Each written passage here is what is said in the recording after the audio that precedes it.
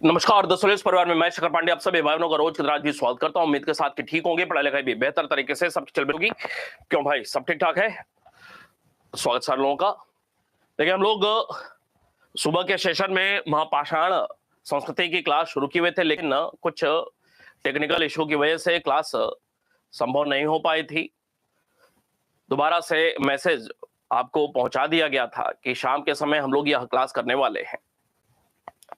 महापाषाण संस्कृति की जब हम लोग बात करते हैं तो सबसे पहले दिमाग में यह बात आनी चाहिए कि वास्तव में आपके लिए यह कितना ज्यादा उपयोगी है।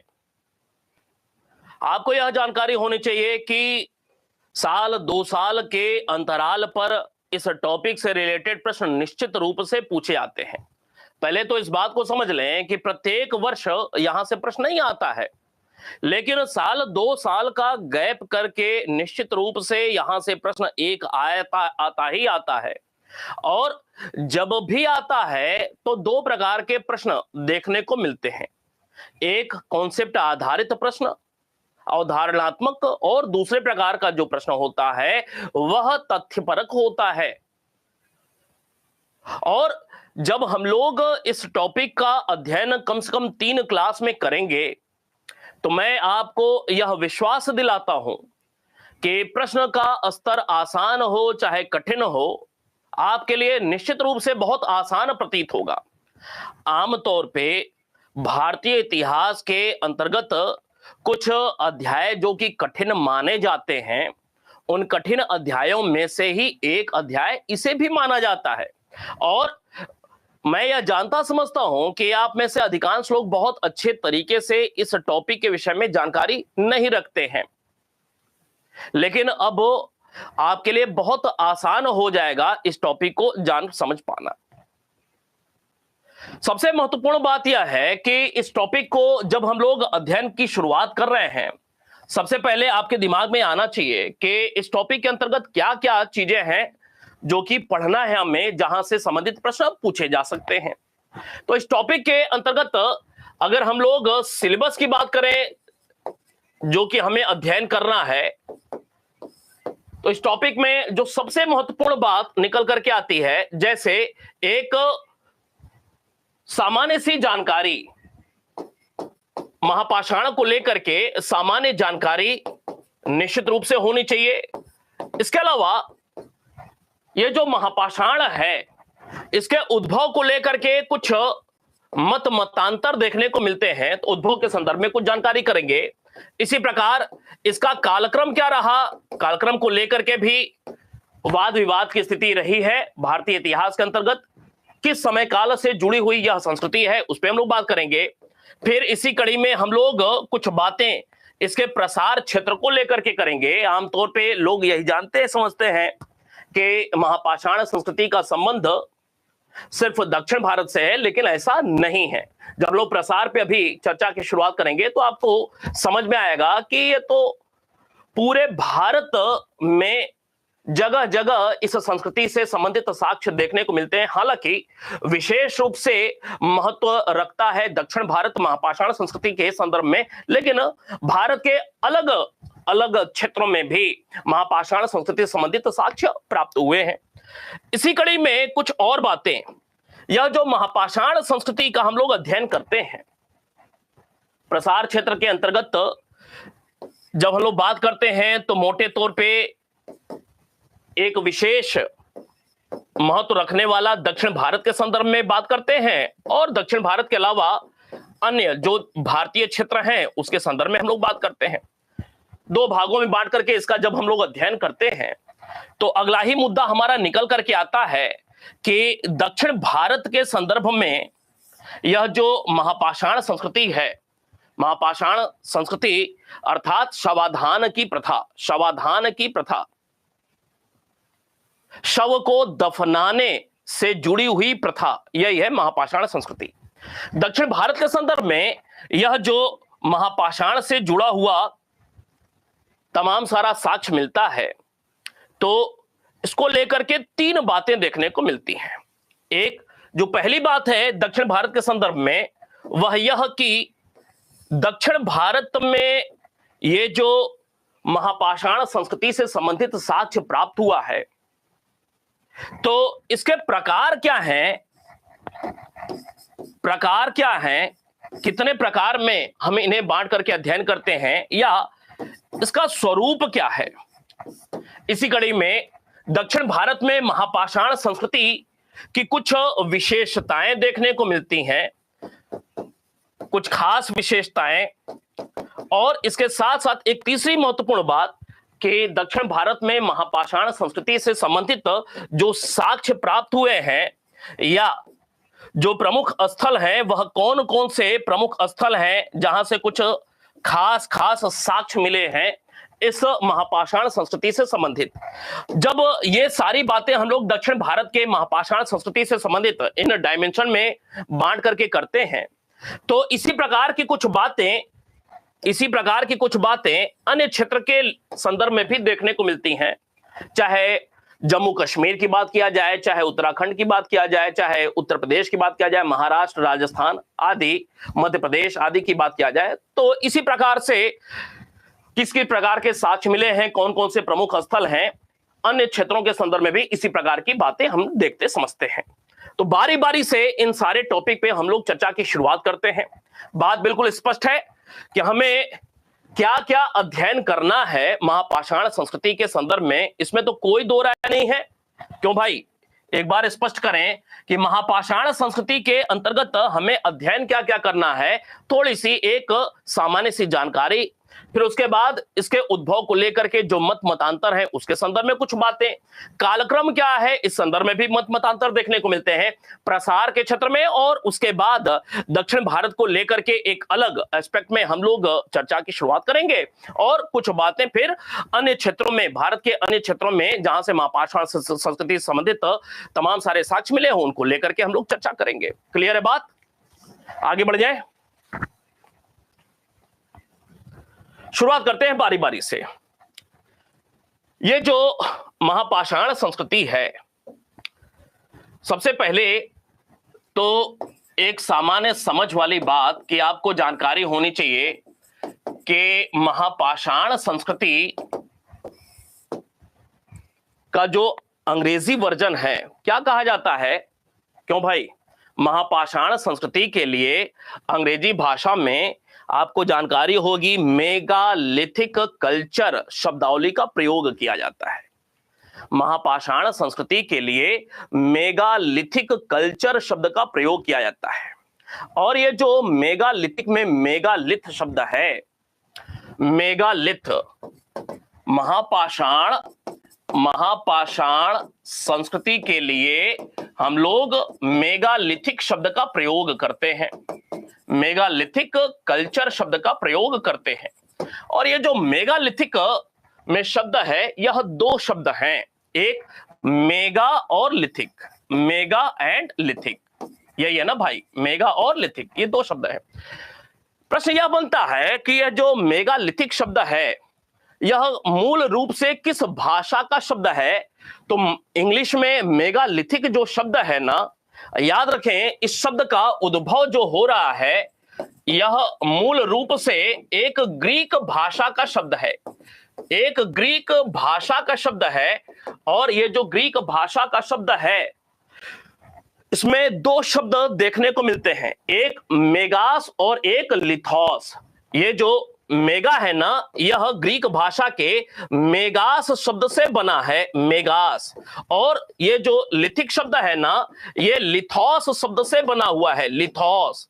अर्थात मेगालिथिक शब्दावली यह मूल रूप से ग्रीक भाषा का शब्द है, और ग्रीक भाषा के शब्दों मेगास और लिथोस से मिलकर के मेगालिथिक अंग्रेजी शब्द बना हुआ है। मूल रूप से ग्रीक भाषा के मेगास और लिथोस का परिणाम है मेगालिथिक अंग्रेजी भाषा का शब्द, जिसका हिंदी रूपांतरण महापाषाण संस्कृति के नाम से जाना जाता है। ये मेगास का मतलब क्या है? मेगास का अर्थ होता है बड़ा, मेगा बड़ा, और लिथोस का मतलब क्या होता है? पत्थर। तो क्या हो गया? बड़ा पत्थर। शाब्दिक अर्थ क्या निकल करके आ रहा है? मेगास और लिथोस का बड़ा पत्थर अर्थात महापाषाण। क्लियर होगी बात आसानी से, इसमें कोई दो राय नहीं है। क्यों भाई? तो पहली बात निकल करके आई कि यह जो महापाषाण शब्द है ना, यह महापाषाण शब्द कैसे उद्भव हुआ है इसका, अंग्रेजी भाषा में मेगालिथिक शब्द प्रयोग किया जाता है और यह अंग्रेजी भाषा का मेगालिथिक शब्द मूल रूप से ग्रीक भाषा का शब्द है। मेगास और लिथोस ग्रीक भाषा के इन शब्दों का संयुक्त परिणाम है मेगालिथिक। ठीक है, मेगास का अर्थ बड़ा होता है, लिथोस का अर्थ पत्थर होता है, अर्थात बड़ा पत्थर, महापाषाण निकल करके आ गया। अब दूसरी महत्वपूर्ण बात कि यह जो महापाषाण संस्कृति है, तो महापाषाण संस्कृति का यह जो संबंध है वह किससे है? क्या सिर्फ बड़ा पत्थर से ही इसका संबंध है? उत्तर है नहीं, पत्थर से इसका लेना देना नहीं है। समझिएगा, महत्वपूर्ण बात है, बड़ा पत्थर से इसका लेना देना नहीं है कुछ भी। महापाषाण शब्द का प्रयोग किया जा रहा है लेकिन बड़े पत्थर से इसका लेना देना पत्थर के रूप में नहीं है, उपकरण के रूप में नहीं है, बल्कि महापाषाण संस्कृति में जो महापाषाण शब्द का प्रयोग हो रहा है यह वास्तव में है क्या? तो यह जो महापाषाण शब्द है ना, यह वास्तव में क्या है? समाधि स्थल है। समाधि स्थल, याद रहेगी बात। महापाषाण संस्कृति के अंतर्गत यह जो महापाषाण शब्द का प्रयोग किया जा रहा है यह है क्या वास्तव में? तो यह मूल रूप से समाधि स्थल है। और इस महापाषाण संस्कृति का संबंध किससे है? तो यह संबंध जो है वह दफनाने की शैली से है, शव को दफनाने की शैली से है, अर्थात शवाधान की परंपरा को यह दर्शाता है। क्लियर है बात? महापाषाण संस्कृति में जो महापाषाण शब्द है वह महापाषाण शब्द आपको बताया किस शब्द को डिनोट करता है, तो इसका तात्पर्य निकलता है समाधि स्थल। एक बात। दूसरी बात, महापाषाण संस्कृति का संबंध किस प्रक्रिया से है? तो पत्थर के उपकरण से संबंधित इसका मतलब नहीं है। महापाषाण, ताम्रपाषाण, पाषाण काल, नवपाषाण, मध्य पाषाण, वहां पे हमने देखा क्या? पत्थर के उपकरण, नवपाषाण हुआ चाहे मध्य पाषाण हुआ चाहे ताम्रपाषाण हुआ, हम पत्थर के उपकरण देख रहे थे। लेकिन यहां पे महापाषाण जो शब्द का प्रयोग हो रहा है, तो महापाषाण का सीधा सीधा मतलब पत्थर के उपकरण नहीं बल्कि समाधि स्थल है, ध्यान में रखिएगा। और यह जो महापाषाण संस्कृति है उसका संबंध किस प्रक्रिया से है? तो महापाषाण संस्कृति दफनाने की शैली से जुड़ी हुई एक संस्कृति है जिसमें शव को एक विशेष प्रक्रिया के तहत दफनाया जाता था और दफनाने के क्रम में पत्थर का जो प्रयोग किया जाता था, तो दफनाने की एक विशेष शैली को प्रदर्शित करता है। और वो जब दफनाने की विशेष शैली को प्रदर्शित करता है, इसी के लिए हम लोग महापाषाण कल्चर शब्द का प्रयोग करते हैं। सिंपल सी बात है। तो महापाषाण का संबंध है समाधि स्थल से, जबकि महापाषाण संस्कृति का अर्थ क्या है? शवाधान परंपरा का द्योतक है, शव को दफनाने की एक विशेष शैली को प्रदर्शित करता है। बात स्पष्ट है, कोई दो राय नहीं है यहां पे। क्यों भाई? बिल्कुल स्वागत है भाई।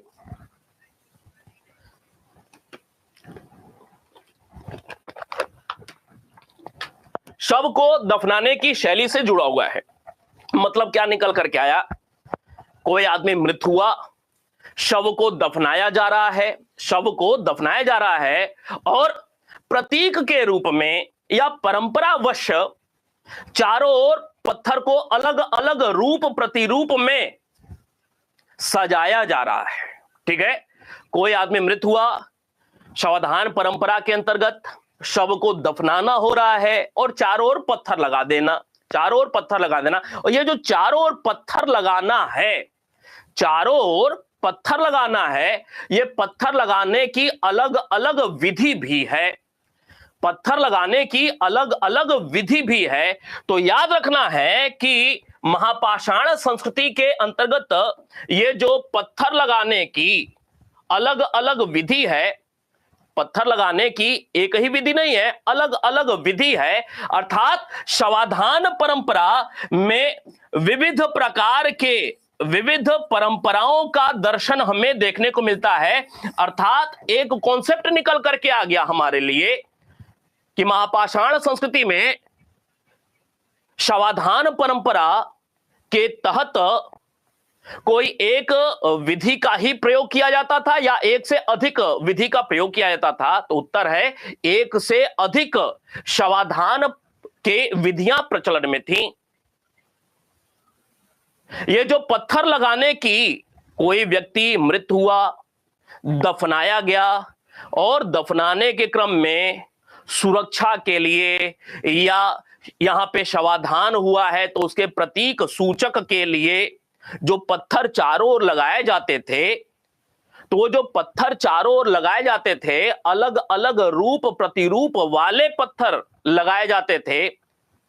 उनके लगाने के तरीके अलग अलग होते थे, कोई एक ही तरीका नहीं होता था। तो याद रखना है पहली महत्वपूर्ण बात कि महापाषाण संस्कृति में शवाधान की कोई एक ही परंपरा प्रचलन में थी। उत्तर है नहीं। ठीक वैसे ही जैसे सैंधव सभ्यता में जब हम लोग पढ़ते हैं तो समाधिकरण के या शवाधान के 3 परंपराएं देखने को मिलती हैं। एक पूर्ण समाधिकरण, एक आंशिक समाधिकरण और एक दाह संस्कार। 3 प्रक्रिया हो गई। वैसे ही महापाषाण संस्कृति में भी शव को दफनाने के अलग अलग प्रक्रियाओं का प्रचलन देखने को मिलता है। बात स्पष्ट है, कोई दो राय तो नहीं? एक बार कहिए हां, बात स्पष्ट है बिल्कुल। कोई एक विधि का ही प्रचलन नहीं था, शव को दफनाने की अलग अलग विधियों का प्रचलन महापाषाण संस्कृति में देखने को मिलता है। वो जो प्रचलन है, फिगर भी हमने लगाया हुआ है, आपको मैं फिगर के साथ आज ये सारी बातें बताऊंगा, बहुत ही रोचक हो जाएगा, बहुत आसान हो जाएगा। तो कोई एक प्रक्रिया नहीं थी शवाधान की, बल्कि अलग अलग विधियों का प्रचलन शवाधान में देखने को मिलता है। ठीक है, चले अब कुछ दूसरी बातें। यहां पे हमने बात किया कुछ सामान्य सी जानकारी को लेकर के, उद्भव के संदर्भ में बात करते हैं। अब ये जो महापाषाण संस्कृति का भारत में जो उद्भव या अस्तित्व देखने को मिल रहा है, इसको लेकर के कुछ मतांतर देखने को मिलते हैं।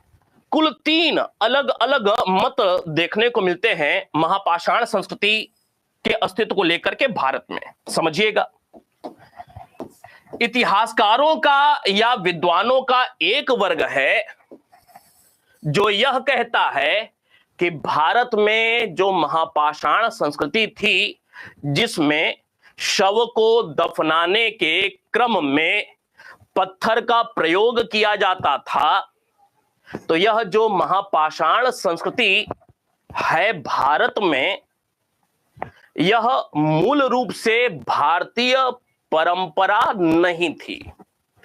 शव को दफनाने के क्रम में पत्थर से चारों ओर घेर देना, यह मूल रूप से भारत की परंपरा नहीं थी। एक वर्ग है जो यह कहता है कि यह जो महापाषाण संस्कृति है, इस पर प्रभाव देखने को मिलता है। किसका? ईरान की एक परंपरा का प्रभाव देखने को मिलता है। बड़ा ही महत्वपूर्ण है बड़ी परीक्षाओं के लिए। कौन सी? तो याद रखना है सियाल्ब बी। ईरान में शव दफनाने से संबंधित एक प्रक्रिया थी जिसका नाम था सियाल्ब बी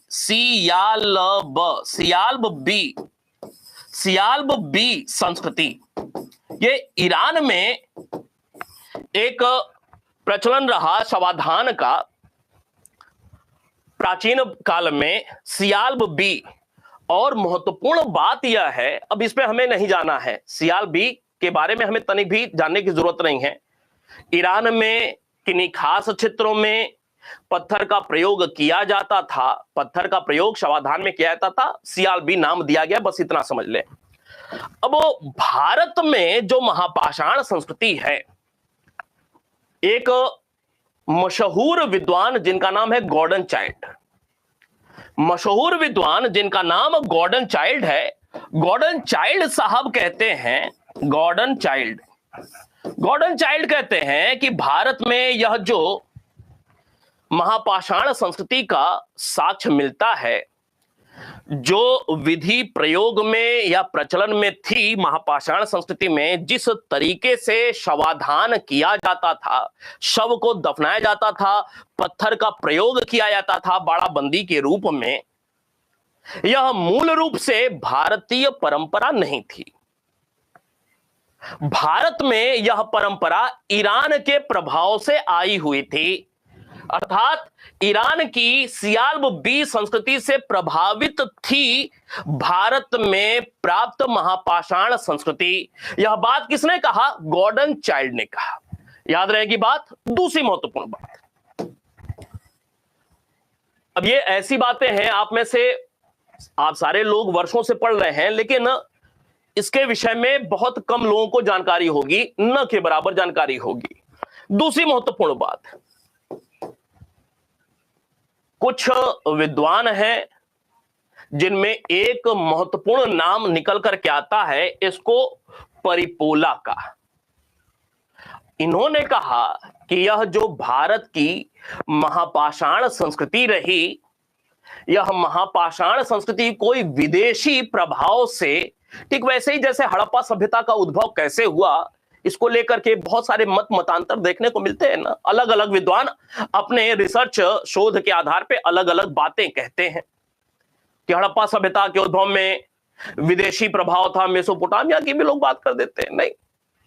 लेकिन अंततः क्या निकल करके आया कंक्लूजन कि यह जो हड़प्पा सभ्यता का जो समय काल रहा, उसके ठीक पहले उन क्षेत्रों में जो देसी ग्रामीण कृषक संस्कृतियां थी, वही समय के साथ डेवलप होकर के हड़प्पा सभ्यता एक शहरी सभ्यता के रूप में अग्रसर होती है। वैसे ही महापाषाण संस्कृति को लेकर के भी कुछ विद्वान हैं, जैसे गॉर्डन चाइल्ड का नाम बताया, इन्होंने ईरान से जोड़ दिया उसको।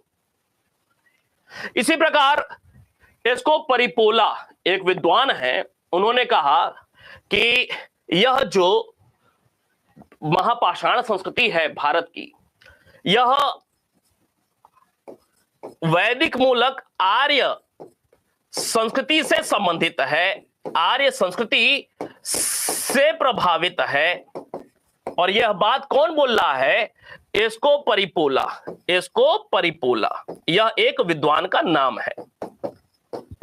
इन्होंने कहा कि यह कोई बाहर की संस्कृति नहीं है, बल्कि महापाषाण संस्कृति की जो शुरुआत होती है, तमाम सारे जो भी रिसर्च इन्होंने किए उसके आधार पे इन्होंने अपनी बात लिखी कि जो आर्य लोग थे, जो शुरुआत में आर्य लोग भारत में आकर के बसते हैं, उन आर्यों के द्वारा ही इस प्रकार के कल्चर की शुरुआत की गई थी और सने शनै धीरे धीरे करके पूरे भारत के अलग अलग क्षेत्रों में इसका प्रसार देखने को मिलता है।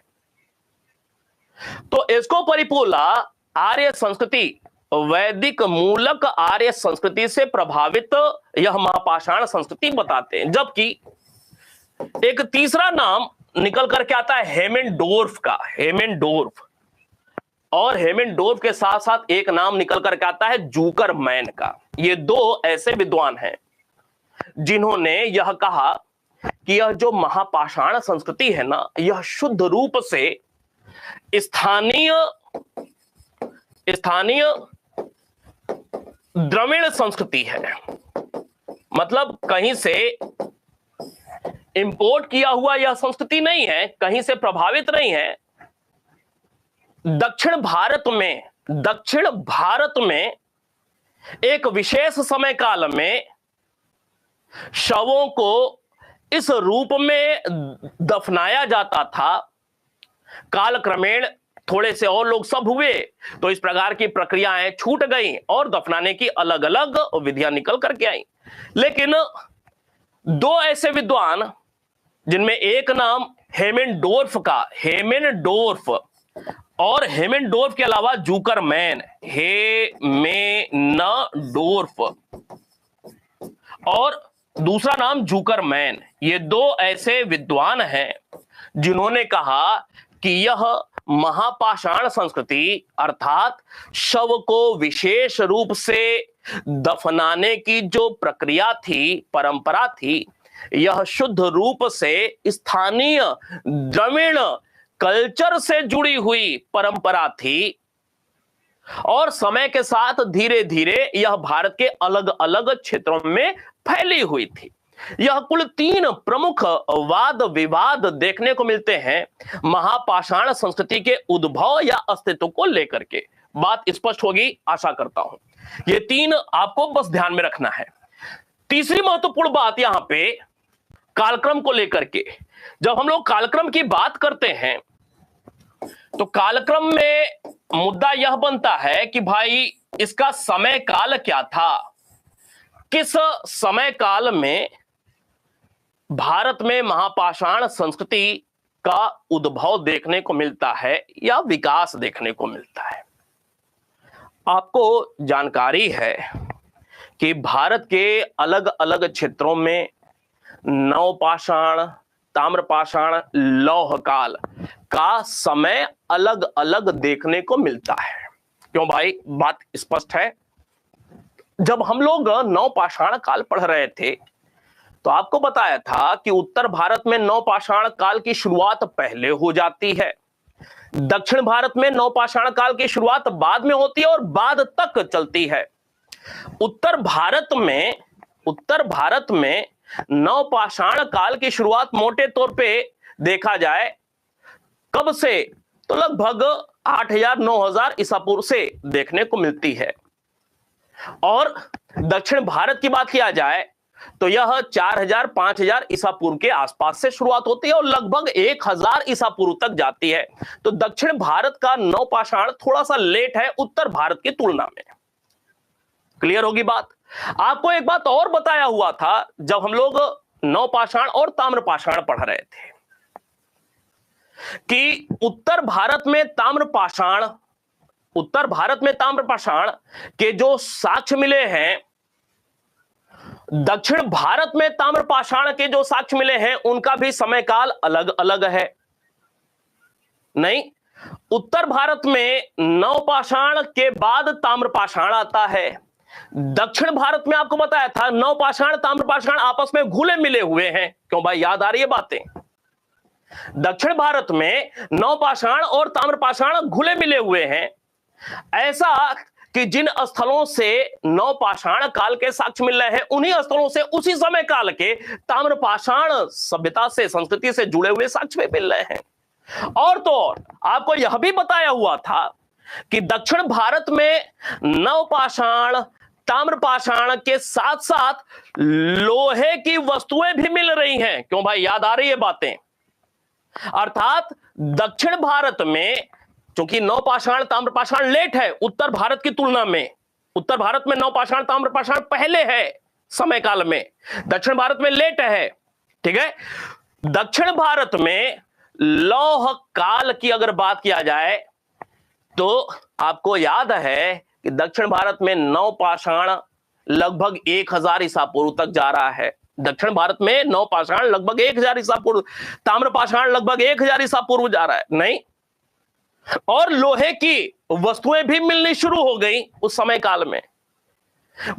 उत्तर भारत की बात किया जाए तो उत्तर भारत में नवपाषाण कब खत्म हो जा रहा है, ताम्रपाषाण कब खत्म हो जा रहा है, और लोहे की वस्तुएं 1000 ईसा पूर्व में मिलनी शुरू हो रही हैं मोटे तौर पे। अर्थात दक्षिण भारत में कालक्रम के हिसाब से देखा जाए नवपाषाण ताम्रपाषाण बाद में आता है, उत्तर भारत में पहले आता है।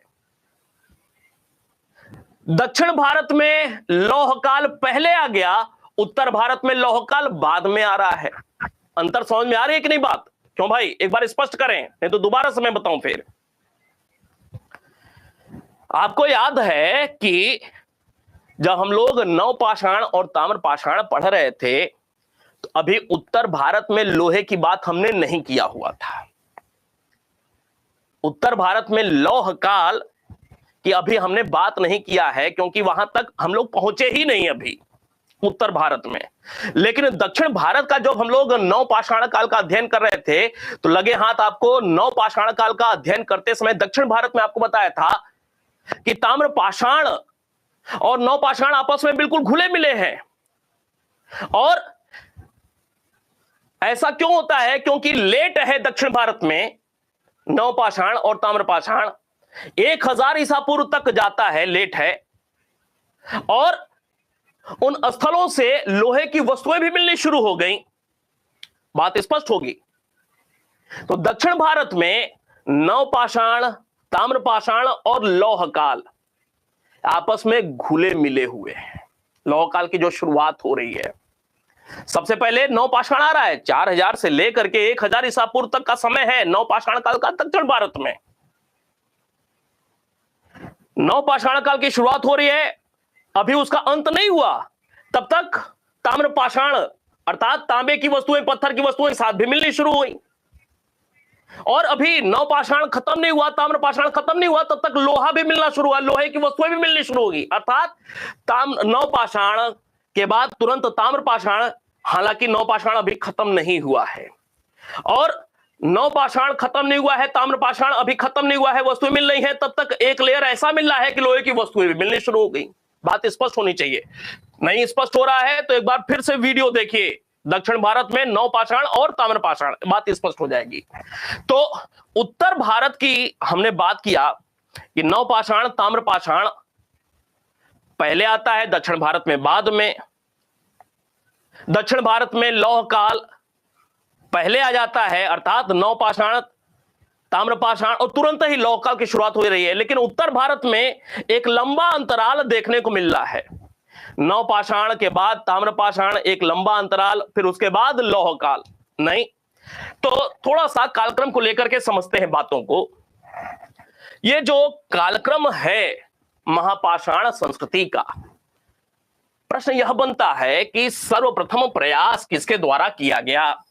सर्वप्रथम प्रयास महापाषाण संस्कृति का काल निर्धारण करने का सर्वप्रथम प्रयास, काल निर्धारण करने का सर्वप्रथम प्रयास किसके द्वारा किया गया? आपको एक नाम याद होगा, व्हीलर का। क्यों भाई? व्हीलर का नाम आपको याद होगा। महापाषाण संस्कृति का भारत में समय काल क्या था? तो व्हीलर ने सबसे पहले समय जानने का प्रयास किया था कि इस महापाषाण संस्कृति का समय काल क्या है। अर्थात शवाधान की यह जो एक विशेष परंपरा है, जिसमें कब्र को चारों ओर से पत्थर लगा करके बड़ा बंदी कर दिया जा रहा है, ये किस समय काल में इस प्रकार के कल्चर का अस्तित्व था? तो काल निर्धारण के संबंध में पहला प्रयास व्हीलर साहब के द्वारा किया जा रहा है। 1948 के आसपास की बात है, जब व्हीलर साहब एक स्थल की खुदाई करवा रहे थे। कहां की खुदाई करा रहे थे? कर्नाटक में ब्रह्मगिरी। कर्नाटक में ब्रह्मगिरी की खुदाई करवा रहे थे। और कर्नाटक में ब्रह्मगिरी की खुदाई के दौरान ही कुछ ऐसे साक्ष्य मिले महापाषाण से जुड़े हुए। इनका ध्यान गया, कार्बन 14 या फिर अन्य जो प्रक्रियाएं होती हैं उसका प्रयोग कराया। इनको जो समझ में आया, इनको जो साक्ष्य मिला, इन्होंने कहा, व्हीलर साहब ने, कि यह जो भारत में महापाषाण संस्कृति का समय काल है, यह मोटे तौर पे 200 ईसा पूर्व से लेकर के 100 ईस्वी तक देखने को मिलता है। शुरुआत में इन्होंने यह बात बताई, समझिएगा, महत्वपूर्ण मुद्दा है। व्हीलर पहले व्यक्ति थे जिन्होंने महापाषाण संस्कृति का काल क्या था इसका निर्धारण करने का प्रयास किया। कब?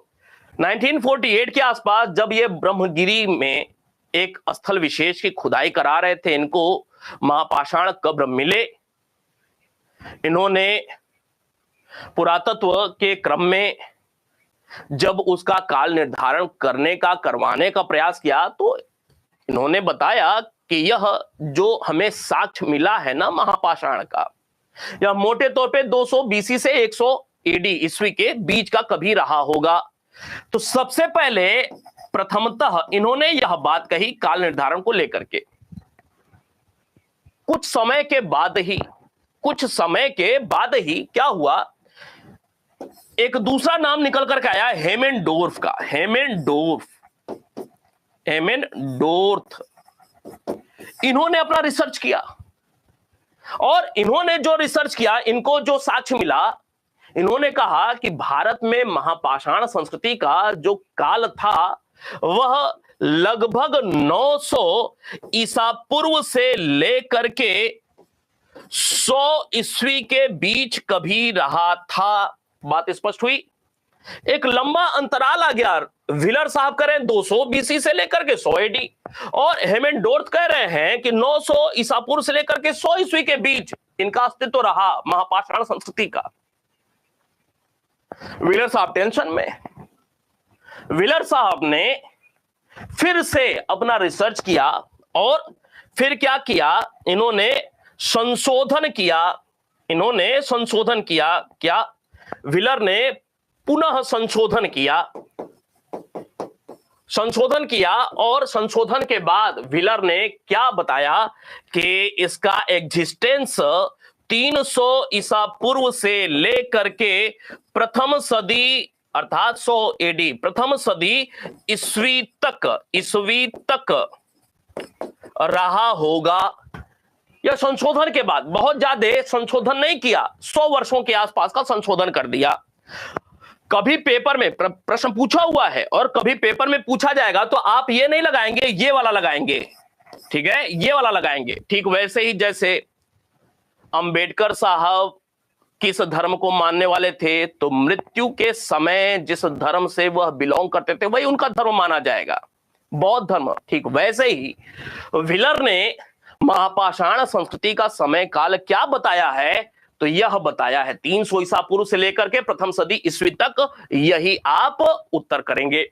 हेमेंडोर्फ ने क्या बताया है, 900 ईसा पूर्व से लेकर के 100 ईस्वी तक महापाषाण संस्कृति का अस्तित्व रहा।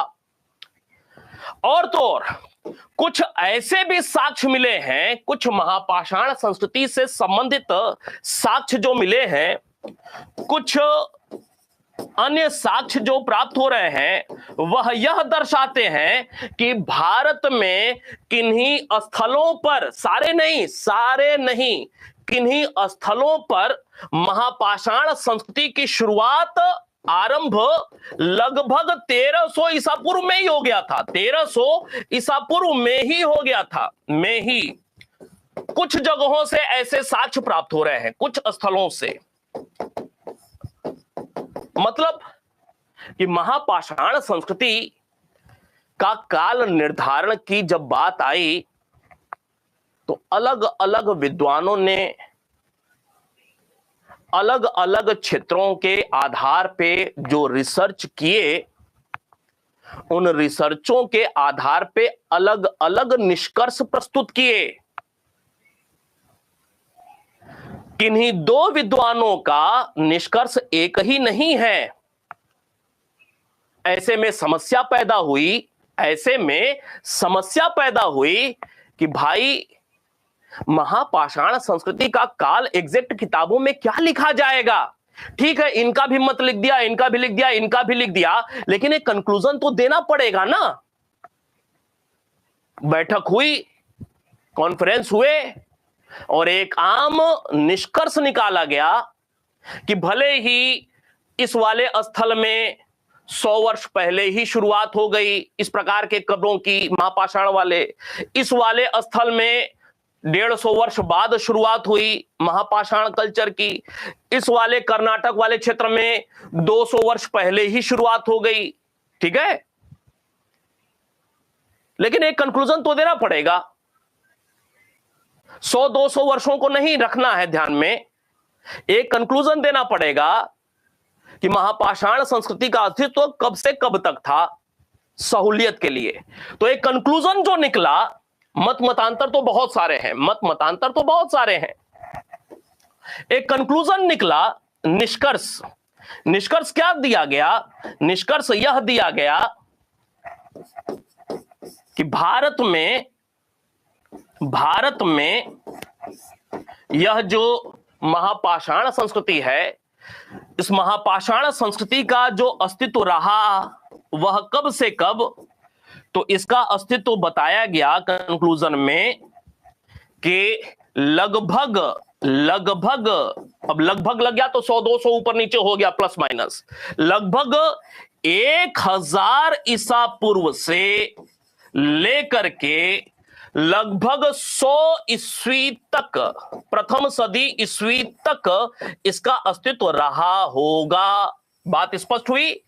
तो यह एक कंक्लूजन निकाल दिया गया विद्वानों के द्वारा, ताकि किसी भी प्रकार के काल निर्धारण को लेकर के समस्या हमेशा के लिए खत्म हो जाए। अन्यथा अलग अलग विद्वानों के द्वारा अलग अलग क्षेत्रों में जो रिसर्च किए गए तो अलग अलग काल निर्धारण को लेकर के समस्याएं पैदा हो रही थीं। विद्वानों ने एक आम सहमति बना करके इसका यह काल फिक्स कर दिया कि भारत में महापाषाण संस्कृति का समय काल लगभग 1000 ईसा पूर्व से शुरू होकर के 100 ईस्वी तक जाता है। बात स्पष्ट है? क्यों भाई, कोई परेशानी? बात स्पष्ट है?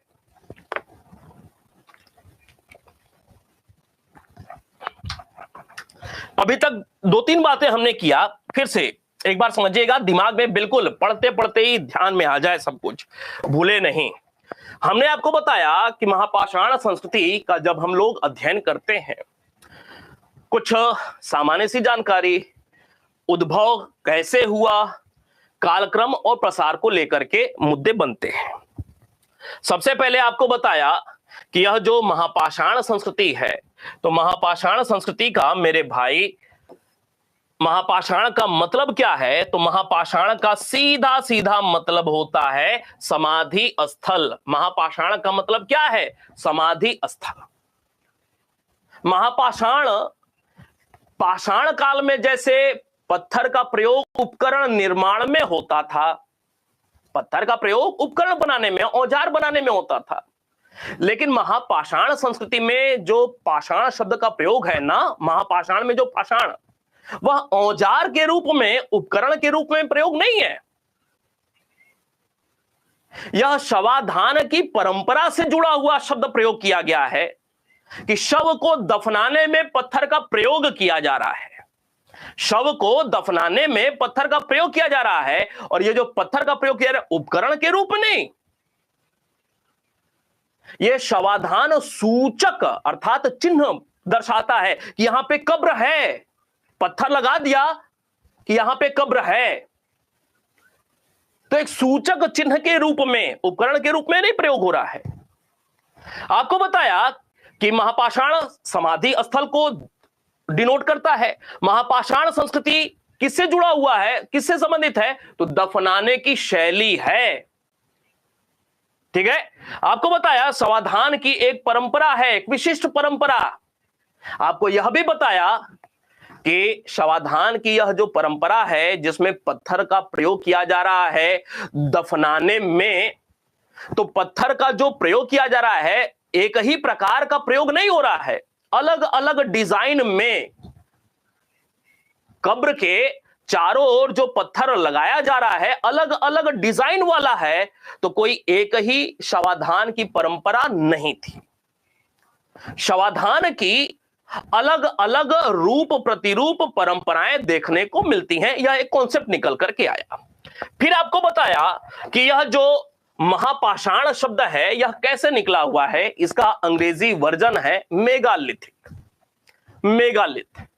और यह जो अंग्रेजी शब्द है मेगालिथिक या मेगालिथ, मूल रूप से यह शब्द अंग्रेजी का ग्रीक भाषा के शब्द मेगास और लिथोस से निकला हुआ है। मेगास और लिथोस को जोड़ करके ही मेगालिथ शब्द का निर्माण हुआ है। ठीक है, मेगास और लिथोस का मतलब क्या होता है? बड़ा, और पत्थर अर्थात बड़ा पत्थर। ठीक है, फिर इसी क्रम में आपको बताया उद्भव और अस्तित्व को लेकर के तीन बातें निकल करके आती हैं। पहली बात, गॉर्डन चाइल्ड हैं, इन्होंने कहा कि भारत में ये जो महापाषाण संस्कृति है यह शुद्ध रूप से भारतीय कल्चर नहीं है। शव को दफनाने की यह जो एक परंपरा है जिसमें पत्थर का प्रयोग किया जा रहा है, मूल रूप से भारतीय परंपरा वाली संस्कृति नहीं है। यह ईरान की सियाल्ब बी कक्ष संस्कृति से प्रभावित संस्कृति है। तो यह शुद्ध रूप से भारतीय परंपरा या भारतीय कल्चर नहीं है। सावधान की ईरान की सियाल्ब बी कक्ष संस्कृति से प्रभावित है। किसने कहा? गॉर्डन चाइल्ड ने कहा। फिर एस्को परिपोला है, ये दूसरे विद्वान, इन्होंने कहा, एस्को परिपोला ने, यह वैदिक लोगों से, आर्य लोगों से जुड़ी हुई शव दफनाने की प्रक्रिया थी। ठीक है, बस इतना ही ध्यान में। तीसरा निकल कर आता है हेमेंडोर्फ का और जुकरमैन का। इन दोनों लोगों ने कॉमन तौर पे कहा कि यह शुद्ध रूप से भारतीय द्रविड़ परंपरा थी। याद रहेगी यह तीनों बातें? क्यों भाई, एक बार थंब अप करके बताएं। हां, आसान हो गया बिल्कुल। फिर इसके बाद आपको बताया कालक्रम को लेकर के, और खूब अच्छे से आपको दोबारा से याद दिलाने का प्रयास किया कि हम लोग पाषाण, नवपाषाण और ताम्रपाषाण का जो अध्ययन किए थे, उत्तर भारत के समय काल को लेकर के, दक्षिण भारत के समय काल को लेकर के अंतर करके बहुत अच्छे से आपको बताया है। अब आपको ध्यान नहीं है, यह आपकी गलती है, आपने ठीक से पढ़ा नहीं है, और अभी भी अच्छे से ध्यान में नहीं आ रहा है तो दोबारा से दक्षिण भारत में नवपाषाण और ताम्रपाषाण, इन वीडियोस को दोबारा से देखिएगा। ठीक है, ये बहुत अच्छे से समझ होनी बहुत जरूरी है। कल को जब आप जाएंगे, अध्यापन कराएंगे, तो यह बेसिक जानकारी होना बहुत जरूरी है। नहीं तो इंटरव्यू में या स्कूल का प्रिंसिपल यह समझ जाएगा कि आप ठीक से पढ़ करके नहीं आए हैं। आपके भारत देश में मानव का विकास कैसे हो रहा है, वर्तमान सभ्यता का विकास धीरे धीरे प्राचीन काल से कैसे हुआ है, यह आप ठीक से जानते ही नहीं है। प्राचीन काल की आपको ठीक से जानकारी ही नहीं है। ठीक है, तो समझ होना बहुत जरूरी है। अगर ध्यान में नहीं आ रहा है तो दो वीडियो वो जरूर दोबारा से देख लीजिए, दक्षिण भारत में नवपाषाण और दक्षिण भारत में ताम्रपाषाण। ठीक है, चले, तो आपको बताया कालक्रम को लेकर के कि भारत में महापाषाण संस्कृति का समय काल क्या था। इसके काल निर्धारण को लेकर के प्रथम प्रयास व्हीलर साहब के द्वारा किया गया।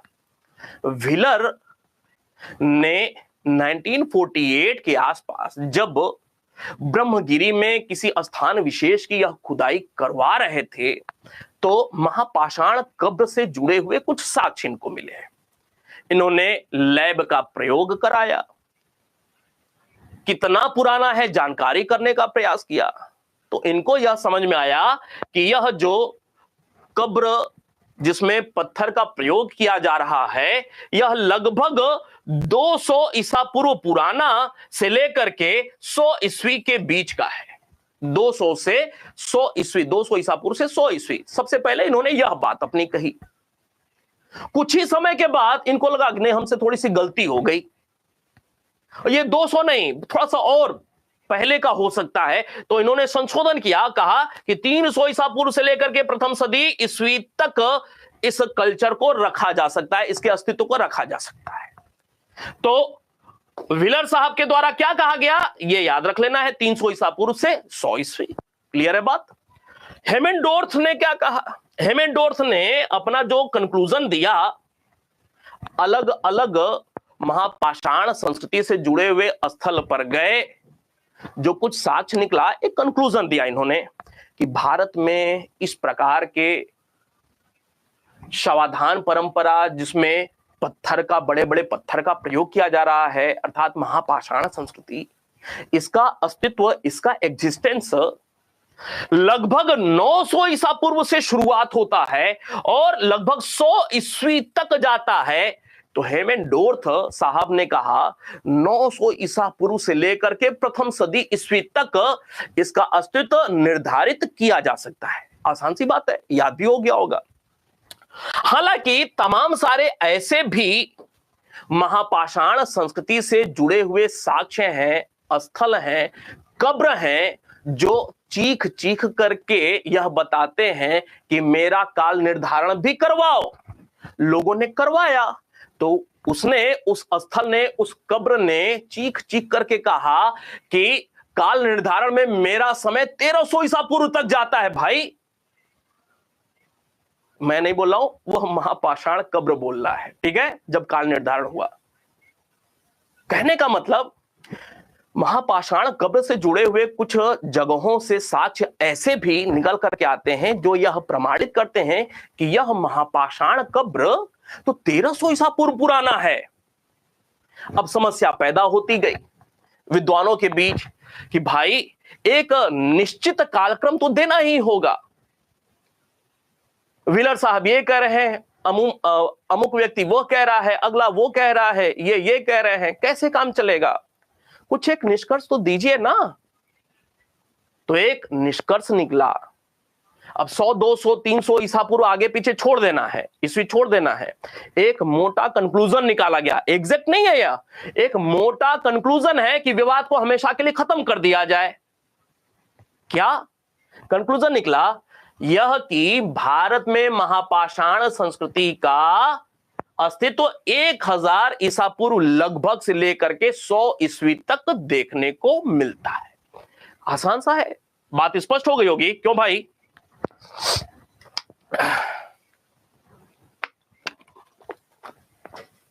आगे बढ़ जाए, एक बार जल्दी से बता दे।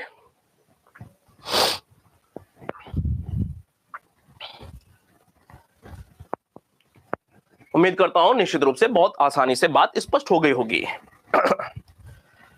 है आसान। मैंने कई बार कहा है ना कि किसी भी चीज को कई बार जब रिवाइज करिए, एक अच्छी समझ बन गई हो और रिवाइज करिए ना, तो चीजें वास्तव में बहुत आसान हो जाती हैं। ठीक है, इन्हीं सारी चीजों को आपने पहले भी कई बार पढ़ा होगा, लेकिन जब आज आप मेरे साथ पढ़ रहे हैं तो चीजें बहुत हल्की महसूस हो रही हैं ना। निश्चित रूप से बहुत हल्की हैं। भारी चीज को हल्का बनाया जा सकता है और यह डिपेंड करता है कि आपने किसी भी चीज का अध्ययन कैसे किया है। ठीक है, चीजों को आसान बनाने का प्रयास करना है। जब यह 3 क्लास में जब हम लोग बहुत अच्छे से इस टॉपिक को फिनिश करेंगे ना, 3 क्लास करेंगे इस पे, उसके बाद कभी 20 साल पहले, 25 साल पहले कोई प्रश्न पूछा गया हो या 20 साल बाद कोई प्रश्न पूछा जाएगा ना, वो सब कुछ बनेगा। हो सकता है कुछ नए अन्वेषण में कुछ नई जानकारी आ गई 3 साल बाद, 5 साल बाद, तो उसको तो 3 साल बाद, 5 साल बाद अपने अध्ययन में शामिल करना पड़ेगा, अलग से छौंक लगाना पड़ेगा। लेकिन आज तक की जो स्थिति है, जब यह 3 क्लास कर लेंगे, कुछ भी प्रश्न पूछे, ठीक है, हम बिल्कुल रेडी मोड में रहेंगे। तो ये आपको स्पष्ट किया। अब इसमें कुछ बात और आपको जानने समझने की। क्या अगर प्रश्न यह पूछा कि प्रसार क्षेत्र को लेकर के, थोड़ा सा कुछ इस पे बात कर लेते हैं, उसके बाद फिर आते हैं। प्रसार क्षेत्र, आपको यह स्पष्ट कर दिया है कि आमतौर पे महापाषाण संस्कृति का मतलब लोग सिर्फ दक्षिण भारत में शवाधान की एक विशेष परंपरा समझते हैं, जिसमें कब्र में मृतक के शव को रख करके चारों ओर पत्थर की बाड़ाबंदी कर दिया जाता था। लेकिन यह गलत है, अधूरा ज्ञान है। महापाषाण संस्कृति का संबंध दक्षिण भारत से भी है, उत्तर भारत से भी है, पश्चिम भारत से भी है। स्पष्ट है? महापाषाण संस्कृति का अकेला सिर्फ संबंध दक्षिण भारत से नहीं है।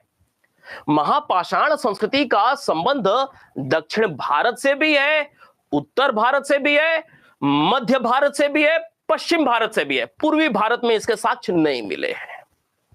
पूर्वी भारत में इसके साक्ष्य अभी तक नहीं मिले हैं। इसके साथ साथ एक और प्रमुख बात कि उत्तर भारत या मध्य भारत की तुलना में दक्षिण भारत के आंध्र प्रदेश, कर्नाटक, तमिलनाडु, केरल, ये जो 4 राज्य हैं, दक्षिण भारत के यह जो 4 राज्य हैं ना, यहां पे खूब अच्छे से और खूब विविधता वाले साक्ष्य देखने को मिलते हैं। तो एक प्रश्न निकल करके आता है कि उत्तर भारत से, मध्य भारत से, पश्चिम भारत से अवश्य ही साक्ष्य मिल रहे हैं, बावजूद इसके महापाषाण संस्कृति का दक्षिण भारत के संदर्भ में विशेष महत्व देखने को मिलता है। ठीक है, प्रसार की बात करते हैं तो प्रसार के अंतर्गत आपको यह ध्यान है कि महापाषाण संस्कृति से संबंधित साक्ष्य जो हैं वह जम्मू कश्मीर से भी प्राप्त हो रहे हैं, उत्तराखंड से भी प्राप्त हो रहे हैं, उत्तर प्रदेश से भी प्राप्त हो रहे हैं, उत्तर प्रदेश, मध्य प्रदेश से भी प्राप्त हो रहे हैं, मध्य प्रदेश से भी प्राप्त हो रहे हैं, राजस्थान से भी प्राप्त हो रहे हैं। इसके साक्ष्य राजस्थान, इसके साक्ष्य महाराष्ट्र से भी प्राप्त हो रहे हैं, महाराष्ट्र, इसके साक्ष्य आंध्र प्रदेश से भी प्राप्त हो रहे हैं, इसके साक्ष्य तमिलनाडु से भी प्राप्त हो रहे हैं, इसके साक्ष्य कर्नाटक से भी प्राप्त हो रहे हैं, इसके साक्ष्य केरल से भी प्राप्त हो रहे हैं। इनके अलावा किसी भी अन्य प्रांत से महापाषाण संस्कृति के साक्ष्य नहीं प्राप्त हो रहे हैं। बात स्पष्ट रहेगी। आपको ये जो 8-9 प्रांत बताया ना, यहीं से साक्ष्य मिल रहे हैं।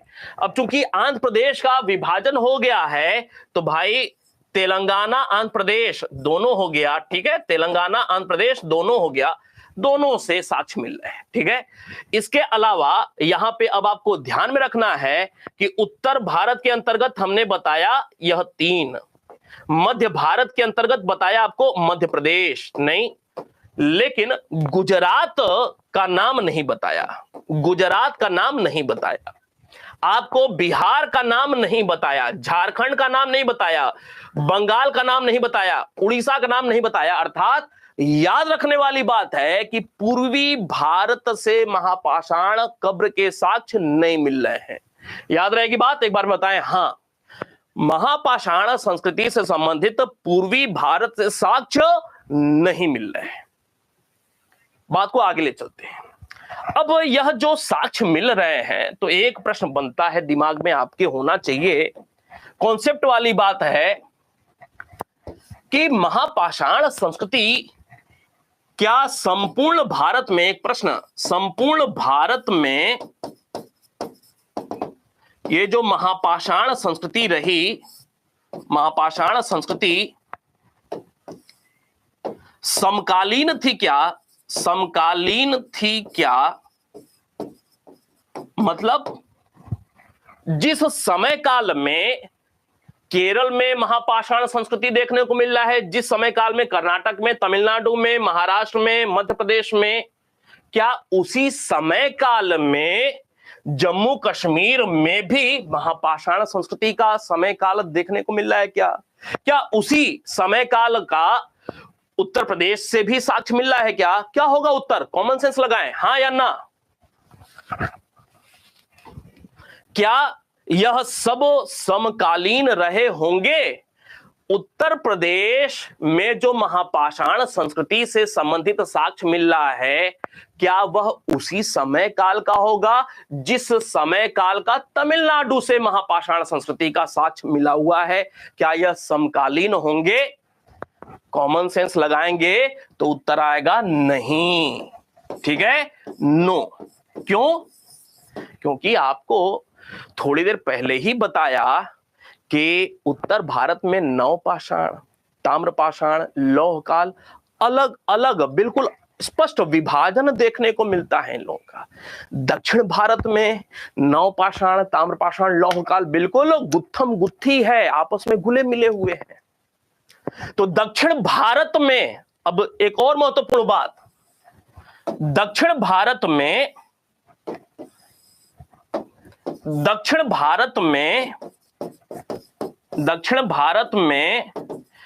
समकालीन कहा जा सकता है, समकालीन, दक्षिण भारत में समकालीन। लेकिन दूसरी बात, कॉन्सेप्ट है, ये सब समझने वाली बातें हैं। उत्तर भारत एंड दक्षिण भारत की बात किया जाए, दक्षिण भारत, तो ये क्या समकालीन होंगे? उत्तर है नहीं, समकालीन नहीं है, नहीं है। बात स्पष्ट हो गया, आसान है, समझिएगा। कुछ और बातें इसमें अब समझने की बात यह है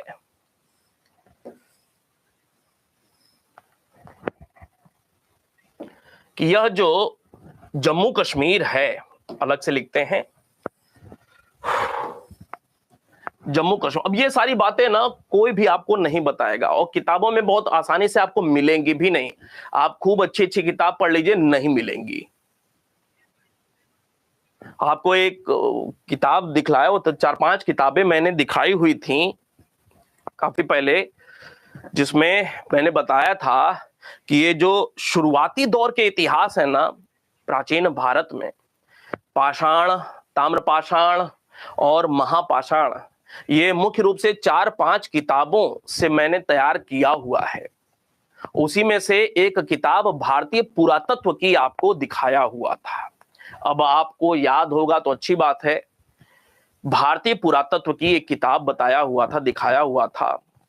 उसमें सिर्फ पुरातत्व संबंधी ही बातें हैं पूरी किताब में। लगभग 350-400 पेज की वह किताब है, और हड़प्पा सभ्यता तक आकर के वह किताब खत्म हो जाती है। मतलब उस किताब में पाषाण काल से हड़प्पा सभ्यता तक की ही जानकारी दिया हुआ है, अर्थात मोटे तौर पे पाषाण से जुड़ी हुई ही जानकारी देखने को मिलती है।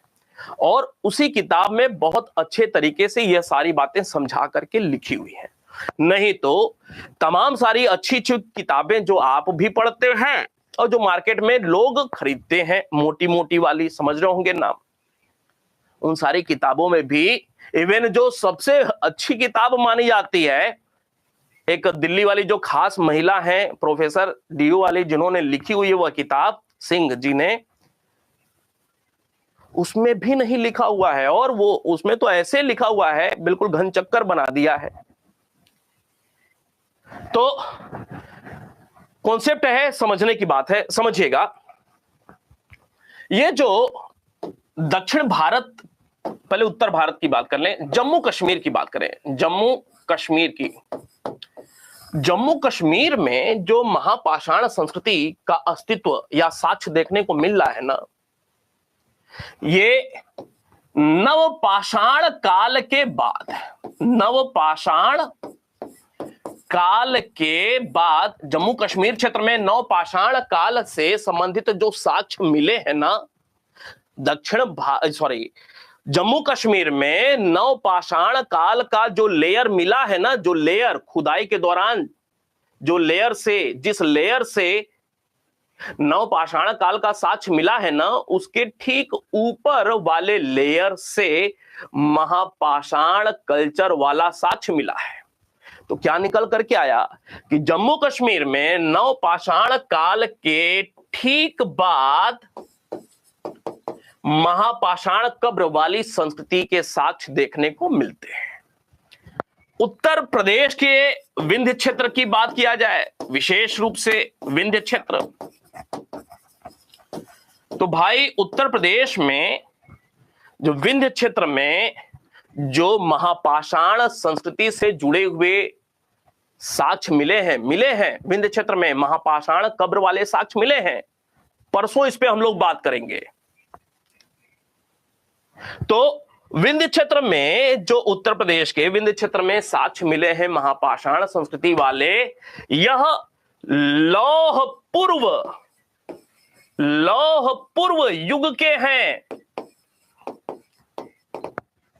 लौह पूर्व अर्थात उत्तर प्रदेश में लोहे की जो प्राचीनतम जानकारी मिल रही है मोटे तौर पे 1200 ईसा पूर्व का ही तो मिल रहा है। क्यों भाई, क्लियर है ना ये बात?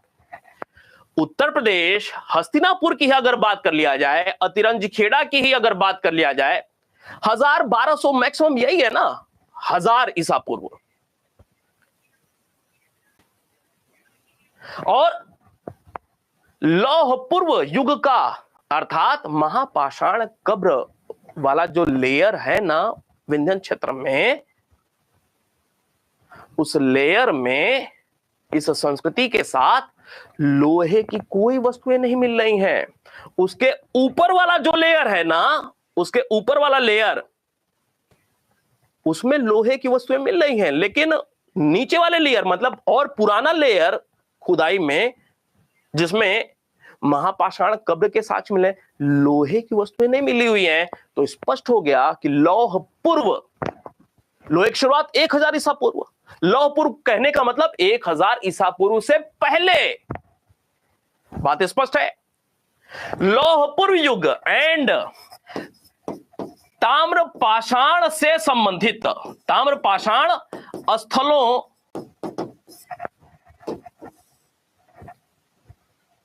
ताम्रपाषाण स्थल नहीं, इसको काल लिखते हैं, ताम्रपाषाण युग या काल से संबंधित है। अब विंध्य क्षेत्र में या उत्तर प्रदेश में तमाम सारे जो ताम्रपाषाण संस्कृति से जुड़े हुए साक्ष्य मिले हुए हैं। अब आपको याद होगा उत्तर प्रदेश ताम्रपाषाण संस्कृति, तो आपको जानकारी होगी कि उत्तर प्रदेश में ताम्रपाषाण संस्कृति से जुड़े हुए जो स्थल है ना, लोहे की वस्तुएं नहीं मिली हुई हैं। दक्षिण भारत में अलग है, दक्षिण भारत में अलग है, लेकिन उत्तर भारत में स्थिति अलग है। ताम्रपाषाण और लौह युग के बीच एक अंतराल देखने को मिलता है। तो उत्तर प्रदेश के विंध्य क्षेत्र से जो महापाषाण कब्र वाले साक्ष्य मिले हैं वह लौह पूर्व युग के हैं, लेकिन ताम्रपाषाण युग से जुड़े हुए हैं, उसी दौर के हैं, ताम्रपाषाण युग से जुड़े हुए हैं। जिस दौर में उत्तर प्रदेश में ताम्रपाषाण स्थल देखने को मिलते हैं, उसी वाले समय काल के महापाषाण कब्र भी थे। ठीक है बात। दक्षिण भारत की बात किया जाए तो दक्षिण भारत में ये जो महापाषाण कब्र है ना, यह सीधे सीधे लौह युग से जुड़े हुए हैं, लौह युग से जुड़े हुए हैं। अंतर समझ में आ रहा है? लौह युग से जुड़ा हुआ है। कैसे? इसको दूसरे तरीके से भी लिखा जा सकता है, और करके क्या, नवपाषाण ताम्रपाषाण, नवपाषाण ताम्रपाषाण, इसके ठीक बाद, लेकिन अभी दक्षिण भारत की बात हो रही है, इसके ठीक बाद लौह युग की शुरुआत होती है। लेकिन ये जो नवपाषाण ताम्रपाषाण है अभी समाप्त नहीं हुआ है, समाप्त नहीं हुआ है, लेकिन शुरुआत तो हो गई है, शुरुआत हो गई है। इसकी शुरुआत बाद में हो रही है, लेकिन नवपाषाण ताम्रपाषाण काल का अभी अंत नहीं हुआ है। लौह युग की शुरुआत हो रही है और इसी लौह युग से जुड़ा हुआ दक्षिण भारत का महापाषाण संस्कृति है। तो उत्तर भारत में महापाषाण कब्र के जो साक्ष्य मिले हैं वह लौह पूर्व युग के हैं। बड़ा ही महीन मोटा कॉन्सेप्ट है। उत्तर भारत में जहां महापाषाण संस्कृति के जो साक्ष्य जानकारी देते हैं वह लौह पूर्व युग के हैं, लोहे के शुरुआत के पहले के हैं। अर्थात उत्तर भारत में महापाषाण संस्कृति का जो समय है वह लोहे की शुरुआत के पहले था, लेकिन दक्षिण भारत में महापाषाण संस्कृति का समय जो था, ये वही समय था जब लोहे की शुरुआत वहां पर हो चुकी थी। बात स्पष्ट है?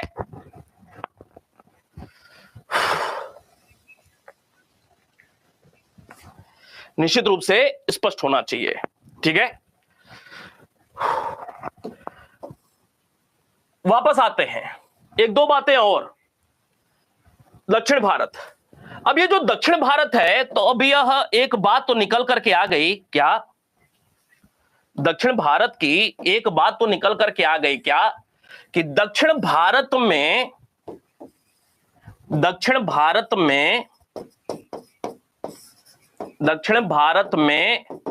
महापाषाण संस्कृति प्रश्न ये वाला पूछा हुआ है। महापाषाण संस्कृति अनिवार्य रूप से लौह युग से संबंधित है, से जुड़ी हुई है। उत्तर भारत में ठीक उल्टा है, लौह पूर्व, और दक्षिण भारत में लौह युग के पैरेलल लोहे की शुरुआत हो चुकी है, और उसी दौरान महापाषाण कब्र भी मिल रहे हैं। अर्थात महापाषाण कब्रों से लोहे की वस्तुएं भी मिल रही होंगी, तभी तो कहा जाएगा कि लौह युग से जुड़ा हुआ है। क्यों भाई? अगर महापाषाण कब्रों में लोहे की वस्तुएं नहीं मिलेंगी तो हम कैसे कहेंगे कि यह लौह युग से जुड़ा हुआ है, उसी के समकालीन है? मतलब दक्षिण भारत में महापाषाण संस्कृति के अंतर्गत जो कब्र हैं, उन कब्रों से लोहे की वस्तुएं भी प्राप्त हुई हैं। तभी हम कहते हैं कि दक्षिण भारत में महापाषाण संस्कृति अनिवार्य रूप से लौह युग से जुड़ी हुई थी। बात स्पष्ट है? एक बार में बताएं। हां, दूसरी महत्वपूर्ण बात, एक ये बात निकल करके आई, दूसरी बात दक्षिण भारत को लेकर के, कि यह जो दक्षिण भारत में महापाषाण संस्कृति है, यह लाल एवं काले मृदभांड से जुड़ी हुई संस्कृति थी, से जुड़ी थी। मतलब क्या है? मतलब यह है कि महापाषाण कब्रों से ये वाले मृदभांड भी दक्षिण भारत में अनिवार्य रूप से प्राप्त हो रहे हैं। ये तो पता है ना कि मृतक के कब्र के साथ ही कब्र में, मृतक के साथ, शव के साथ कब्र में कुछ वस्तुएं भी डाली जाती थी, परलोक में भी काम आएगा। पारलौकिक जीवन में आस्था था, विश्वास था, इसी के आधार पर कब्रों में कुछ दैनिक उपयोग प्रयोग की वस्तुएं भी डाल दी जाती थीं। लाल और काले मृदभांड भी प्राप्त हो रहे हैं, लोहे की वस्तुएं भी प्राप्त हो रही हैं, तो सीधे सीधे एक विशेषता निकल करके आती है दक्षिण भारत के महापाषाण संस्कृति की। उत्तर भारत में नहीं है। उत्तर भारत में लोहे की शुरुआत के पहले ही महापाषाण संस्कृति का अस्तित्व था, तो लोहे की वस्तु मिलेंगे नहीं कब्रों से। लेकिन दक्षिण भारत में जब लोहे की शुरुआत हो गई थी, दक्षिण भारत में नवपाषाण, ताम्रपाषाण लेट है ना, उत्तर भारत में पहले है। उत्तर भारत में पहले है, दक्षिण भारत में लेट में है, तो लोहा मिल रहा है पहले ना, एक तुलना अगर किया जाए तो दक्षिण भारत में। तो दक्षिण भारत में लोहे की वस्तुएं भी प्राप्त हो रही हैं कब्रों से, इसका मतलब लौह युग से अनिवार्य रूप से जुड़ा था, मतलब लोहे की शुरुआत हो चुकी थी जिस समय काल में, उसी शुरुआत के ठीक बाद ही महापाषाण संस्कृति वाला समय काल है।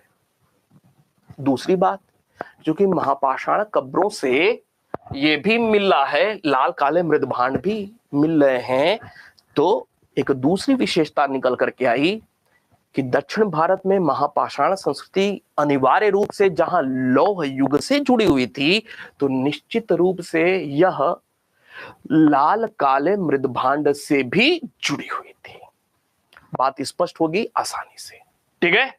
चले अब एक बात और, उसके बाद आज की क्लास हम लोग रोकेंगे। अब ये जो दक्षिण भारत पे हम लोग चल रहे हैं, अब दक्षिण भारत को पूरा, मतलब आज और थोड़ी सी बात आज और थोड़ी सी बात कल जब करेंगे ना, तो दक्षिण भारत को लेकर के बात जब कंप्लीट होगी तो एक क्लास फिर उत्तर भारत को लेकर के हम लोग करेंगे। दक्षिण भारत को ही थोड़ा सा और देख लेते हैं। ये जो दक्षिण भारत है, आनंद आ रहा है ना भाई? बोर तो नहीं हो रहे हैं? एक बार बताएं, बात बिल्कुल आसानी से समझ में आ रही है? सारी आसान लग रहा है ना? बिल्कुल।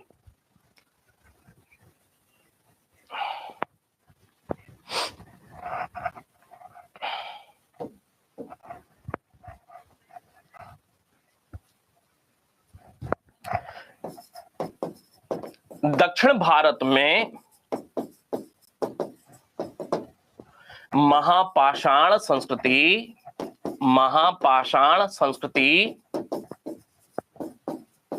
का स्वरूप कैसा था? स्वरूप, जब इस स्वरूप को हम लोग समझ लेना, तो ये स्वरूप बड़ा ही महत्वपूर्ण है। जब इसको समझ लेंगे तो कुछ 8-10 विशेषताओं पे बात करेंगे और कुछ प्रमुख स्थलों की बात करेंगे, ठीक है। तमिलनाडु के कौन कौन से प्रमुख स्थल हैं, कम से कम 10 नाम तमिलनाडु के याद करना पड़ेगा। आप मेरे विद्यार्थी हैं तो आपकी जिम्मेदारी है अतिरिक्त मेहनत करना है, क्योंकि हम लोग सिर्फ साधारण प्रयास नहीं कर रहे हैं कि परीक्षा देंगे, पास हो गए तो अच्छी बात है, नहीं पास हो गए तो कोई बात नहीं, अगली बार। मेरे साथ वह तनिक भी रिस्क नहीं, पास ही होना है। इसी बार एक साल में अंतर कितना हो जाएगा, एक क्लास में वो भी बताया हुआ था कि आपका कोई मित्र, आपका सहपाठी इसी बैच का इसी बार सेलेक्ट हो जाएगा और आप में से कोई अगली साल या एक साल बाद या नहीं हो पाया गलती से।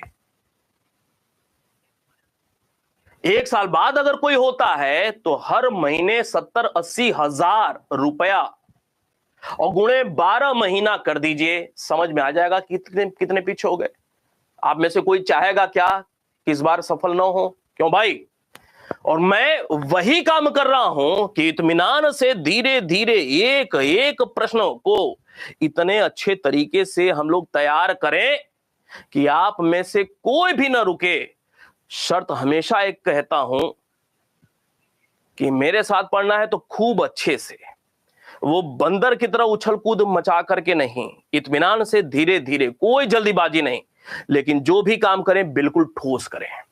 तो मैं इस बात को लेकर के विश्वस्त हूं कि आप में से ऐसा कोई नहीं है जो कि 10 लाख रुपए कम से कम गंवाना चाहेगा इस जीवन में। अगर एक साल पीछे हो गए तो मोटे तौर पे 10 लाख रुपए पीछे हो गए। क्यों भाई? तो आप में से तो कोई ऐसा नहीं होगा। सारे लोग चाहते हैं कि जीवन में स्थायित्व आ जाए।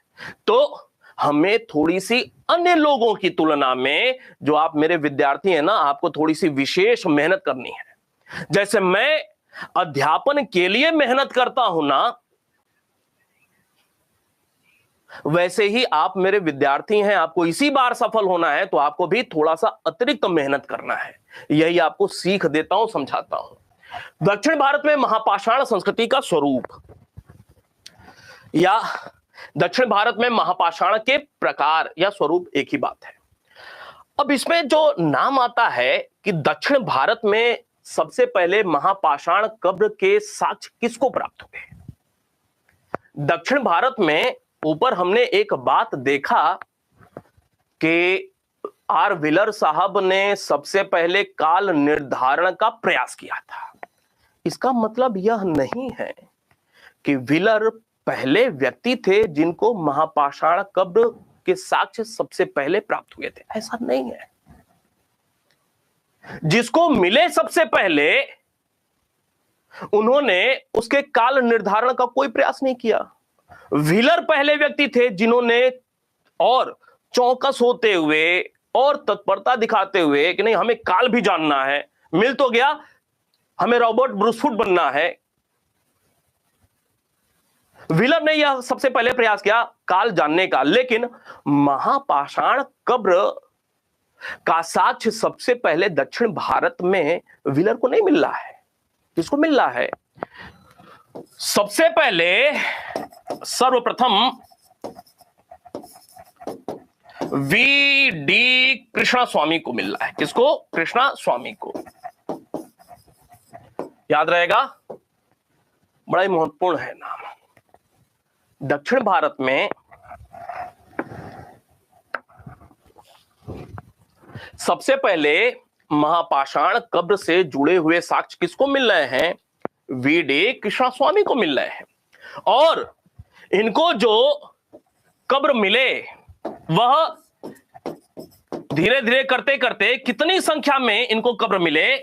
तो लगभग 40 कब्र इनको खुदाई में प्राप्त हुए। कितने? 40 कब्र।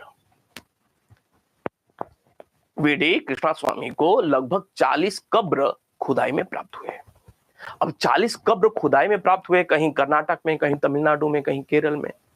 ये समझ गए कि शवाधान की अलग अलग परंपराएं, प्रक्रियाएं प्रचलन में रही। इन्होंने क्या किया? इन्होंने इन 40 को आधार बना करके शवाधान के जो तरीके थे ना, शवाधान के तरीकों को 3 भागों में बांटा। 3 भाग में। यहां तक तो कोई दिक्कत नहीं है ना कि दक्षिण भारत में महापाषाण संस्कृति या महापाषाण कब्र से जुड़ा हुआ प्रथम साक्ष्य वी डी कृष्णा स्वामी को। महापाषाण कब्र कितनी संख्या में? कुल 40 कब्र मिले खुदाई के अंतर्गत वी डी कृष्णा स्वामी को।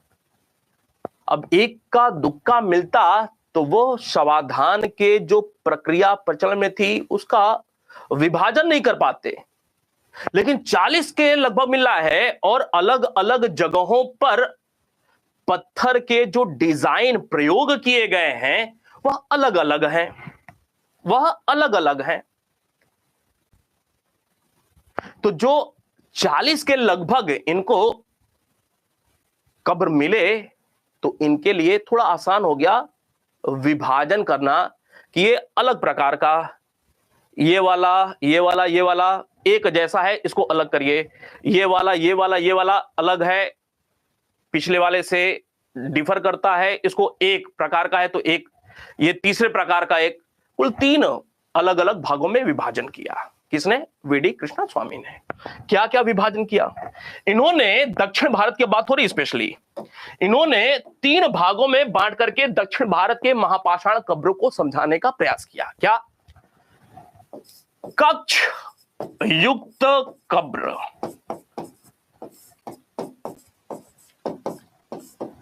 कक्ष युक्त कब्र। दूसरा, कक्ष विहीन कब्र।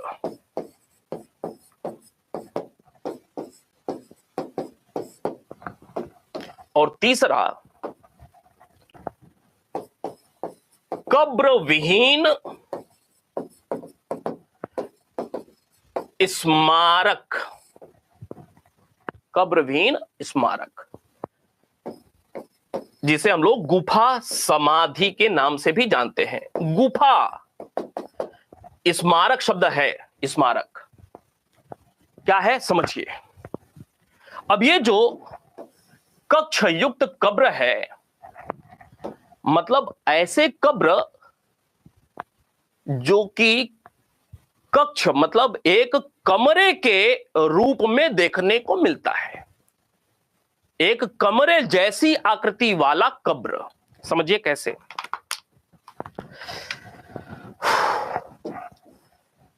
थोड़ा सा इसका विभाजन कर लेते हैं, इसको समझाते हैं कल, नहीं टाइम लग जाएगा बहुत। कक्ष युक्त कब्र कम, इसके उदाहरण कौन कौन से हैं? एग्जाम्पल में आपने एक नाम सुना होगा डॉलमेन का। डॉलमेन, क्यों भाई? डॉलमेन नाम सुना है डॉलमेन का। एक दूसरा टोपी कॉल, टोपी कॉल। एक तीसरा कुडई कॉल, कुडई कॉल।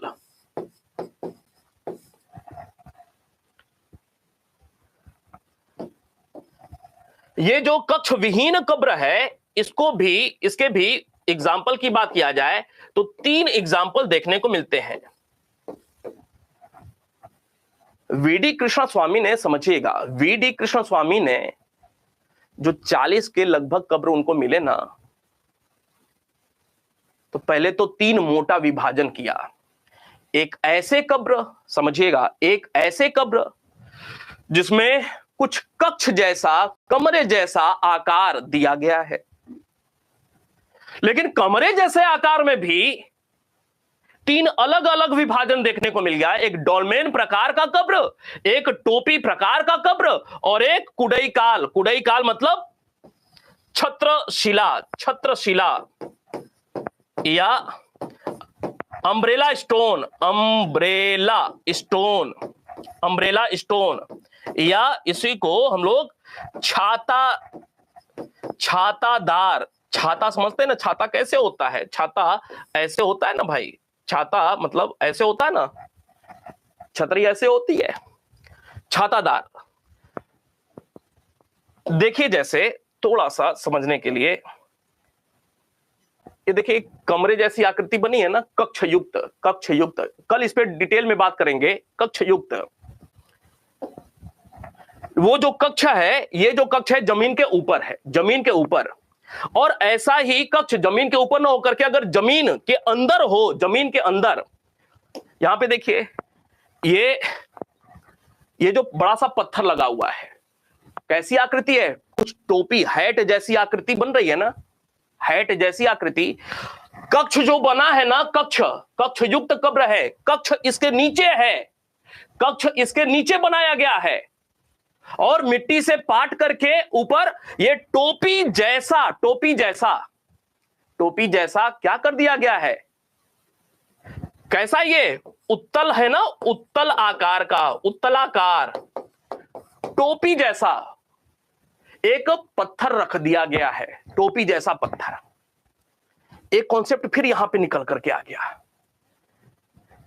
कि महापाषाण कब्र में, समझिएगा बहुत काम की बात है, महापाषाण कब्रों में जो पत्थर प्रयोग किए जाते हैं, ये सब पत्थर जो प्रयोग किया रहे हैं, वह अपरिष्कृत होते थे या परिष्कृत होते थे? कॉन्सेप्ट निकल करके आया ना भाई। महापाषाण कब्रों में प्रयुक्त पत्थर अपरिष्कृत होते थे या परिष्कृत होते थे? क्या उत्तर होगा? परिष्कृत है ना? बिल्कुल शुद्ध रूप से परिष्करण नहीं किया गया है, लेकिन छेनी हथौड़ी का प्रयोग करके कुछ तो एक आकार बनाया गया है ना। यह हो गया टोपीदार, टोपीदार, इसको फणशिला भी कहते हैं, फणशिला। फिर ये देखिए ये अम्ब्रेला स्टोन, ये छाता बन गया ना ऊपर, छातादार, छातादार, ये अंतर है। गुफा समाधि देख लीजिए, गुफा समाधि, ये गुफा समाधि हो गया। कक्ष विहीन गुफा स्मारक समाधि, कक्ष विहीन गुफा स्मारक समाधि, ये वास्तव में कक्ष नहीं, कब्र विहीन, कब्र विहीन, कब्र अगर लिखा है कक्ष तो गलत है, कब्र विहीन है, कब्र विहीन गुफा समाधि। ये कब्र नहीं है, एक स्मारक गुफा है। एक स्मारक के रूप में गुफा है और इसमें अंदर अंदर शव का विसर्जन है, शवाधान है।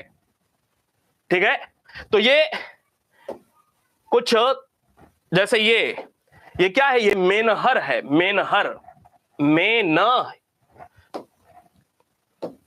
मेनहिर नाम सुना होगा, मेनहिर, ये मेनहिर है।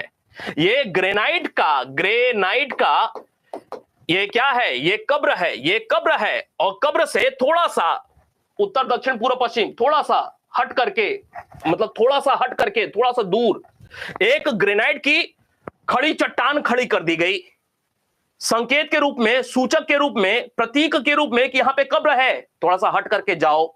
बात स्पष्ट हुई? ये इसी को मेनहिर कहा जाता है, मेनहिर। ये इसको कहा जाता है संगोरा वृत्त, पिट सर्किल, कल बताऊंगा इस पे। ये कुडई काल कहा जाता है, कुडई काल। अम्ब्रेला स्टोन, छातादार पत्थर। ठीक है, ये टोपीदार, ये क्या हो गया, डॉलमेन। इस वाले महापाषाण को कहा जाता है डॉलमेन। डॉलमेन में क्या है, ये एक खड़ा पत्थर, दूसरा खड़ा पत्थर, तीसरा खड़ा पत्थर, चौथा खड़ा पत्थर, चार पत्थर खड़े नहीं, लेकिन यह चार जरूरी नहीं है, ये दो भी हो सकते हैं और चार से अधिक भी हो सकते हैं। सामान्य रूप से अधिकांश रूप में चार ही देखने को मिल रहे हैं, लेकिन कहीं कहीं पे सिर्फ दो ही है। ये जो ऊपर वाला पत्थर रखा गया है ना, ऊपर से ऐसे रखा गया है, वो अगर दो ही पत्थर पे एडजस्ट हो जा रहा है तो ठीक है, दो ही काम। अगर दो पे एडजस्ट नहीं हो रहा है तो चार लगा दिया, चार में भी नहीं हो रहा है तो चार से अधिक कर दिया, लेकिन सामान्य रूप में, अधिकांश रूप में चार ही देखने को मिलता है। ठीक है, ये एक पत्थर खड़ा, दूसरा, तीसरा, चौथा, चार हो गए, और इसके ऊपर ये एक पत्थर लगा दिया गया। अब समझिएगा, कब्र कहां पे है, कब्र कहां पर है, तो कब्र है यहां पे ऊपर ही है कब्र। शव को यहीं पे विसर्जित किया गया है, दफनाया गया है, ऊपर ही, यहीं पे। ठीक है, अब महत्वपूर्ण बात यह है कि ये जो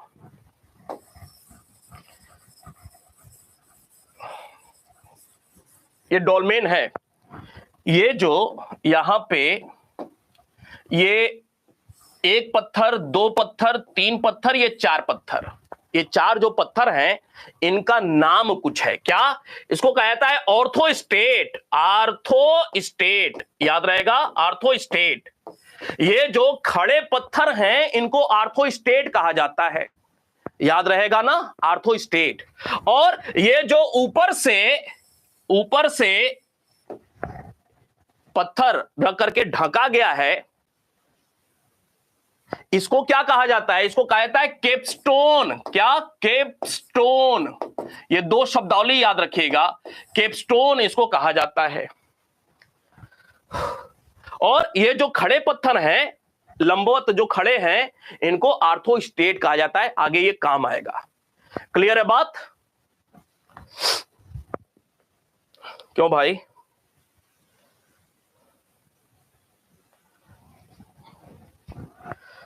ये जो केपस्टोन है, ये घरों में जैसे ढलैया होता है तो स्लैब, नाम सुना है ना, स्लैब। ये स्लैब है, ऊपर से ढक दिया गया, स्लैब नहीं, इसी स्लैब को केपस्टोन कहा जाता है। और ये जो चार खड़े पत्थर हैं, इनको ऑर्थोस्टेट कहा जाता है। ये क्या बन गया? एक मेज बन गया ना, एक मेज की आकृति हो गई ना, मेज। तो एक प्रश्न बनता है कि डॉलमेन का मतलब क्या होता है? क्यों भाई? डॉलमेन का मतलब क्या होता है? तो डॉलमेन का मतलब जो होता है, डॉलमेन का मतलब वह होता है पत्थर की मेज। पत्थर की मेज, समझ में आई बात? पेपर में ऐसे ऐसे प्रश्न पूछे गए हैं। उम्मीद करता हूं बात अच्छे से समझ में आ रही होगी। कल मिले, यहां से आगे बढ़े हम लोग। फिर एक बार थंब अप करके बताएं।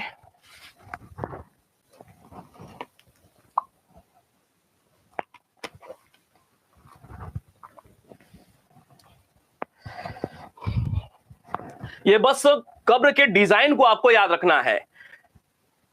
जमीन के ऊपर है, जमीन के नीचे है, ठीक है। फिर किस प्रकार के पत्थर का प्रयोग किया गया है, ये 4 डंडी खड़ा करके फिर ऊपर एक टेबल स्लैब पत्थर के रूप में लगा दिया गया है जमीन के ऊपर। इसमें क्या है, जमीन के नीचे कक्ष है, कक्ष युक्त कब्र है, जमीन के नीचे कक्ष बनाया गया है, और ऊपर टोपी नुमा उत्तल आकार का एक पत्थर रख दिया गया है। फिर यहां पे नीचे कब्र है, यहां पे नीचे कब्र है, कक्ष जो रूम बना है ना, वह नीचे बना हुआ है। और उसके बाद 1 पत्थर, 2 पत्थर, 3 पत्थर और पीछे है 4 पत्थर। यह अशोक के 4 शेर में अशोक का जो राज चिन्ह है ना हमारा, उसमें 4 शेर है ना, लेकिन दिखता है में 3 ही। तो वैसे ही 1 2 3 तो दिखाई दे रहा है, पीछे वाला दिखाई नहीं दे रहा है, ठीक है। 4 पत्थर हैं, 4 पत्थर है। नीचे कब्र है, अंडरग्राउंड नीचे कक्ष बनाया गया है, आयताकार ऐसे नीचे कक्ष बना हुआ है। और मिट्टी से इसको यहां पे एक बर्तन में अस्थि अवशेष रख दिया गया, अस्थि अवशेष बर्तन में रख दिया गया। एक पात्र जिसमें अस्थि अवशेष रख दिया गया, अस्थि अवशेष रख दिया गया। इसको मिट्टी खोद करके गड्ढा किया गया, कक्ष बनाया गया, मिट्टी को फिर डाल दिया गया। और यहां पे क्या कर दिया गया, 1 2 3 4 लगा करके एक छतरी बना दिया गया। यही है, ये बात समझ में आई। बस यही समझना है हमें कि कब्रों के निर्माण में पत्थर का प्रयोग कैसे कैसे किया जा रहा है। अब तो यह स्पष्ट है ना कि महापाषाण संस्कृति के अंतर्गत शवाधान का कोई एक ही प्रक्रिया नहीं प्रचलन में था, बल्कि 1 से अधिक शवाधान के रूप स्वरूप देखने को मिलते हैं। क्यों भाई? अब इन बातों को कल हम लोग आगे बढ़ाते हैं। खूब अच्छे से एंजॉय करें, एक बार रिवाइज जरूर होते रहना चाहिए, और यहां पे याद रहे सब कुछ, इसका प्रयास करना है। अगर यहां पे याद रह गई सारी चीजें ना, जो मैं कहता हूं कि सरस्वती हमेशा कंठ में विद्यार्थियों के होनी चाहिए, और जिस भी विद्यार्थी के साथ ऐसा है, रिजल्ट एक बार में आता है। याद करने के तरीके भी आपको खूब अच्छे से कई बार बताया हुआ है, उन प्रक्रियाओं का पालन करिए। एक बार में स्वराज की प्राप्ति कैसे होती है, अगर ऐसे कर लिया तो ऐसा हो जाएगा। मिलते हैं कल फिर, धन्यवाद।